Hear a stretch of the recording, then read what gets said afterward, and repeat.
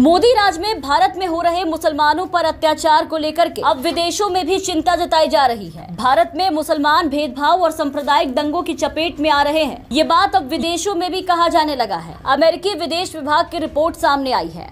अमेरिकी विदेश विभाग ने 2021 country reports of human rights practice जारी की, जिसमें उसने जिक्र किया है कि भारत में मुसलमान सांप्रदायिक हिंसा और भेदभाव यानी कि कम्युनल वायलेंस एंड डिस्क्रिमिनेशन की चपेट में है। इस रिपोर्ट में भारत में मुसलमानों के साथ हुए उन तमाम घटनाओं, उनके खिलाफ हुए भेदभाव, उनकी हत्याएं, पुलिस और जेल अधिकारियों के द्वारा अपमानजनक उनके साथ किया गया व्यवहार, उन्हें दी गई हर एक सजा और सरकारी अधिकारियों के द्वारा मनमानी गिरफ्तारी और हिरासत में रखने के साथ साथ उन तमाम चीजों का जिक्र किया गया है जो वाकई में मोदी राज वाले न्यू इंडिया में देखने को मिला। इस रिपोर्ट के अलावा अमेरिका के विदेश मंत्री एंटनी बिल्कन ने भारत में मानवाधिकारों के कथित उल्लंघन के बढ़ते मामलों पर चिंता जताई है। बिल्कन ने कहा है कि अमेरिका कुछ सरकारों, पुलिस के बढ़ते मानवाधिकारों के उल्लंघन के मामलों की निगरानी कर रहा है। सुनिए क्या कुछ कहा है उन्होंने।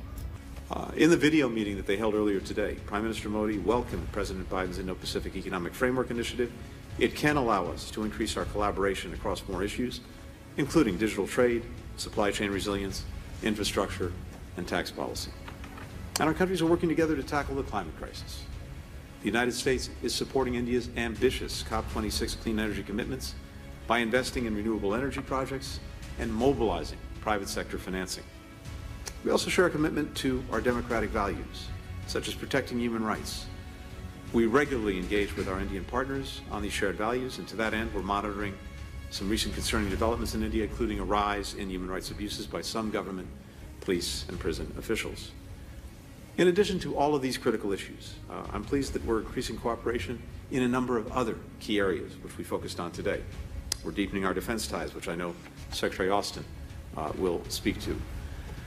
We're expanding our cooperation on development around the world, particularly in Asia and Africa, by working together to carry out disaster relief as well as clean energy and climate-smart agricultural projects. And we're increasing people-to-people ties, which are really at the heart of the entire relationship. We're very lucky in the United States to be home to some 4 million Indian Americans, as well as 200,000 Indians studying in our universities. We have a working group on education and skill training that we formed today that will increase that number. Antony Blinken इन बातों का जब जिक्र कर रहे थे तो उस दौरान भारतीय विदेश मंत्री एस जयशंकर और रक्षा मंत्री राजनाथ सिंह भी वहां मौजूद थे, जो चुपचाप उनकी बातों को सुन रहे थे। अमेरिकी की ओर से भारत को मानव अधिकारों के मुद्दे पर सीधे सीधे चेतावनी देने का ये अपने आप में दुर्लभ मामला बताया जा रहा है। आपको बता दें कि इसके पहले अमेरिका की सांसद इल्हान उमर ने मोदी सरकार के मुस्लिमों के मानव अधिकारों को लेकर जो नीति है, उस नीति की कड़ी आलोचना की थी। और आज एक बार फिर अमेरिका के विदेश मंत्री एंटनी बिल्कन भारत मानवाधिकारों के बढ़ते उल्लंघन पर खुलकर उन्होंने अपनी बात रखी। और जो country reports on human rights practice की रिपोर्ट सामने आई है, इस रिपोर्ट में उन घटनाओं का जिक्र किया गया है जिनमें मुस्लिमों को भारत में सार्वजनिक रूप से परेड कराई गई, जय श्री राम के नारे लगवाने के लिए मजबूर किया गया, उनकी मॉब लिंचिंग की गई। इसके अलावा रिपोर्ट में पिछले साल असम के दरांग जिले में एक समुदाय विशेष से संबंधित ग्रामीणों को बेदखल करने के दौरान पुलिस की गोलीबारी का भी जिक्र किया गया। इस रिपोर्ट में यह भी कहा गया है कि संदिग्ध गौ तस्करी के लिए साल भर मुस्लिम समुदाय के लोगों को शारीरिक चोट, भेदभाव, जबरन विस्थापन और लिंचिंग के मामलों का सामना करना पड़ा। रिपोर्ट में यह भी उल्लेख किया गया कि धर्मांतरण के खिलाफ कानूनों का इस्तेमाल मुस्लिमों को टारगेट करने के लिए किया गया है, जो लगातार इस देश में भी कहा जा रहा था, जिसे मोदी सरकार इनकार कर रही थी।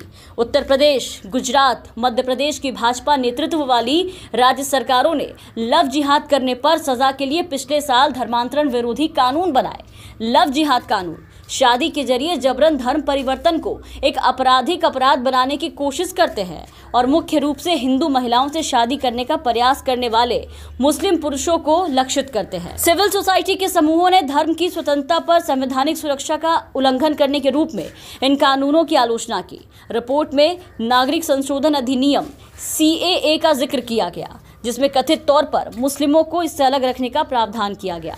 तो कुल मिलाकर के अमेरिकी विदेश विभाग के रिपोर्ट में भारत में मुसलमानों की ताजा हालातों का जिक्र किया गया और उस पर चिंता जताई गई है। Bureau report, the VPN TV।